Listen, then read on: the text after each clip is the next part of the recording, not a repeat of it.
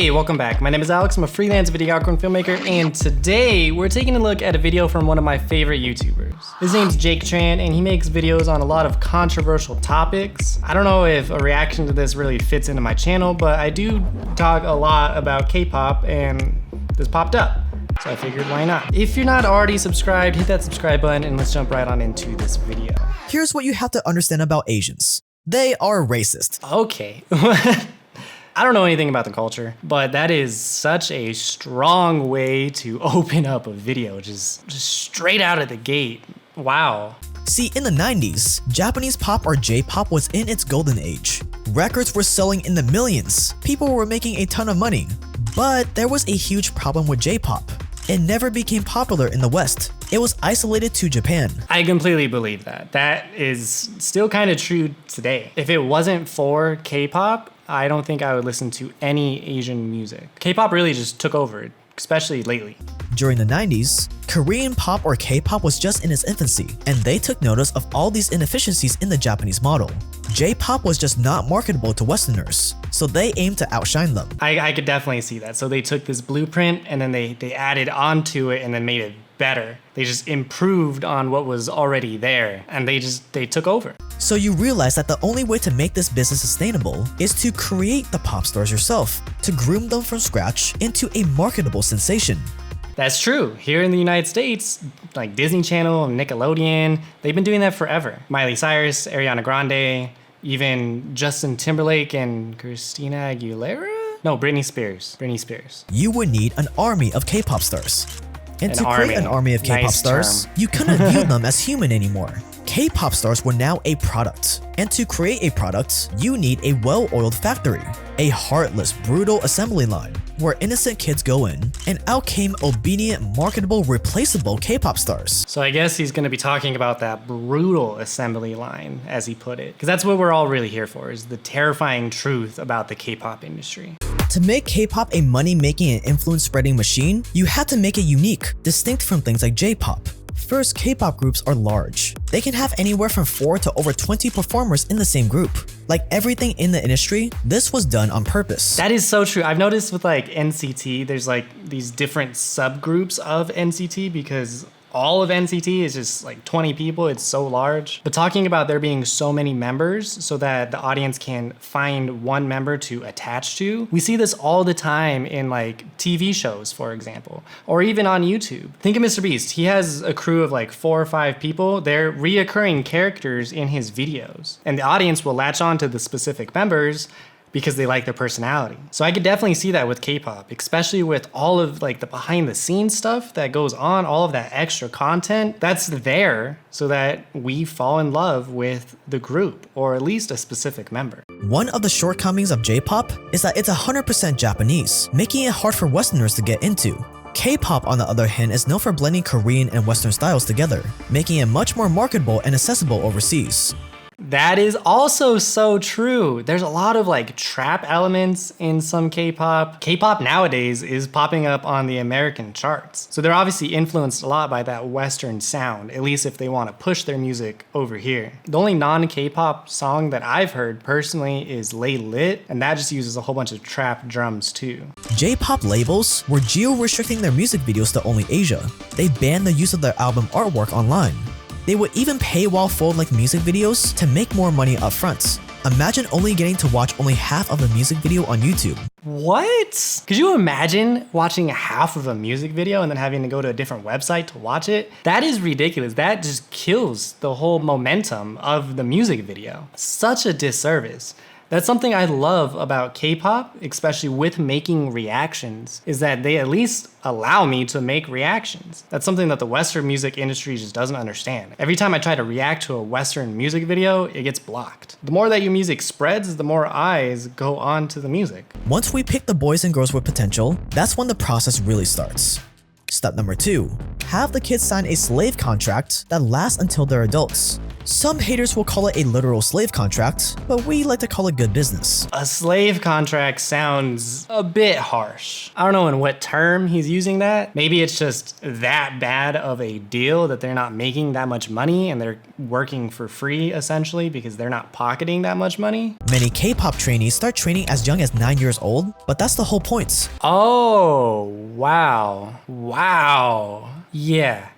So at 9 years old, you're not knowing anything about a contract. How can you even sign a contract at 9? I remember there was a big controversy here when Lil Pump signed a contract at like 16 or 17 because he wasn't the legal age to sign a contract. During the contract length, trainees and stars are prohibited from just about everything that makes life enjoyable. They can't eat what they want to, they can't do what they want, they can't look the way they want, or even sleep the way they want. They can't sleep the way that they want to? I can understand like the eating for like the beauty standard. I can understand the looks because they change up the look so often, like they might need a specific look per project or per video or whatever the case may be. Even not doing what you want to do, I could also kind of understand that because they're probably on such a strict schedule that they don't have free time to really go do anything else. But not sleep the way that they want? If they're stopping them from sleeping, that seems like a pretty big issue.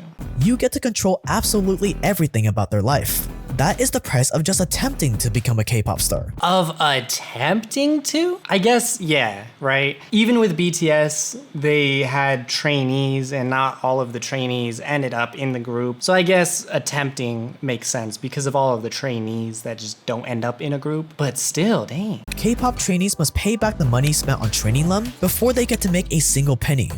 So at the age of 9 years old, they've already dug themselves into a lot of debt. And even then, there's no guarantee they'll debut as a K-pop star. Right, because of the trainees. So at first I thought, yeah, it sounds like a normal record deal, but an American record deal is gonna give you an advance. That advance is a loan that you have to pay back. And then you can collect your royalties after that. But imagine signing a record deal, not getting the advance, but still having to pay back the advance, and then you might not even end up in the group? Wow. Expenses are split 50-50. Stars must use that 30 to 40% to pay us back the training costs. So we're basically guaranteed a return on our investment while the slaves put their entire lives on the line. Again, that makes sense, kind of. They don't get the advance, so they don't get life-changing money. That's the only part that's ridiculous. So I can kind of see why he keeps using the word slave, because if they don't make it out of being a trainee and into the actual group, or even to be successful when they do get into that group, they still have this tremendous debt that they have to pay. Many of the slaves end up taking out loans to cover their living expenses for the years that they're not getting paid. They have to take out loans? What? It's like gambling. Imagine paying to work somewhere. You're getting in debt to pay off your debt, and there's no certainty at all that you're gonna make any money. K-pop training is intense and severe. Imagine military boot camp, but for turning you into a pop star. I know that K-pop is very precise. It makes sense that he compares this to the military, at least for the precision aspect of it. And there's so many groups that if you're not precise, you're not gonna be able to stand out because someone else is going to be. I've only really watched the documentaries from BTS, so that's all I have as a reference. But even with them, I know that like if they make a mistake on stage, they're hurt by it because they want to just provide the best performance possible. And if they make a mistake, they take it really personal just because of the commitment they have to the army, to the BTS army. Trainees often don't even have time to sleep.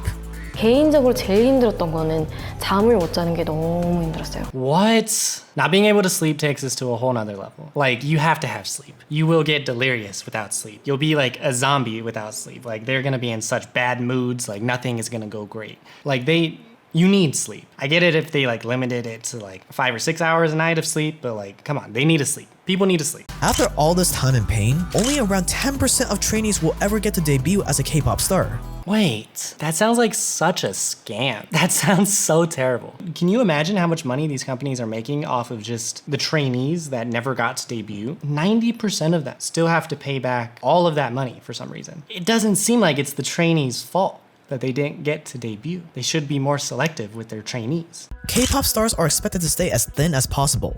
Many of them use the infamous paper cup diet to lose weight. It involves eating only 9 paper cups full of grains, fruits, and veggies per day. like the little cups you get at a water cooler. I'm sorry, what? 9 paper cups a day. That's only 3 per meal. That sounds terrible. They can't sleep and they can barely eat. How are they functioning? I can understand that the beauty standards in Korea are different, but that seems a bit extreme. Their gym routines also get very extreme. When they practice dance routines, stars wear 4-kilogram sandbags tied around their feet, which is supposed to make them look lighter when they perform on stage. Not getting any breaks really sucks. I could understand the weight thing though, not for it making you seem lighter when you perform, but like if you run with weights and you get used to like having that extra weight when you're running, when you finally take off those weights, doing the same run is gonna seem effortless. Maybe that's what he means by lighter. But I can understand the weights because like they're training for more than what they're actually gonna have to produce. Remove parts of their jaw and undergo whatever other procedures they need to look just right. Does this kind of stuff cause many K-pop stars to develop eating disorders and encourage unrealistic high beauty expectations? Yup. That's the perception that I always had about K-pop before I started like watching K-pop and getting into it. And I feel like that's the perception that a lot of like the Western culture has of K-pop. Because that's what we always hear is like the plastic surgery and just the ridiculous beauty standards. Stars aren't allowed to date because they need to seem as accessible as possible to their fans. We gotta keep the teenage girls dreaming. This is also why K-pop groups are all male or female. We don't want fans to think that members of the group could be dating each other. And I don't think I've heard any news of K-pop idols dating. It's also very convenient that he put BTS right there, especially after all of their news recently. So we groom them into becoming the perfect little K-pop stars and send them off to make us billions of dollars while spreading Korean influence all over the world. Again, he put BTS there, of course, because they're the biggest group and they have spread Korean culture and K-pop the most. Today, K-pop music videos on YouTube have accumulated 86 billion views. Wow. Just the major K-pop boy band BTS alone increased South Korea's GDP by $5 billion. BTS is so successful that their Twitter had 4 times more engagement than President Donald Trump's account in 2019. The group even acts as a political ambassador for South Korea. In 2018, they performed for Kim Jong-un. At least he's saying BTS's accomplishments. It's a bit weird to see their accomplishments in this video, and it's definitely not in the sense of like, hey, they've accomplished so much, but more in the sense of K-pop is very valuable. But BTS has accomplished so much. It's ridiculous. Like, I mean, I am just saying that as part of ARMY. The South Korean government has praised BTS and other successful K-pop groups for, quote, getting foreigners excited about Korean culture, end quotes. That is true. You guys have told me so many good things about like learning Korean because you want to understand the music on a different level or sing it the way that's supposed to be sung, or even how you've traveled to Korea. And I think that's amazing. And they've definitely done that for me too. And I'm so much more open now to experiencing different cultures' music. Sadly, K-pop stars breaking under pressure is becoming a trend. In 2019, a well-known K-pop star named Sully was found dead in her home by her manager. Later, it was confirmed that Sully had killed herself. She was only 25 years old. Sully was one of the few K-pop artists that tried to rebel against the industry's rules. She had a boyfriend, she spoke candidly about her mental health, and she even put her career on hold when she was struggling emotionally in 2014. All these things were looked down upon by the K-pop industry, which led to die-hard fans bullying her relentlessly on the internet. That is so sad.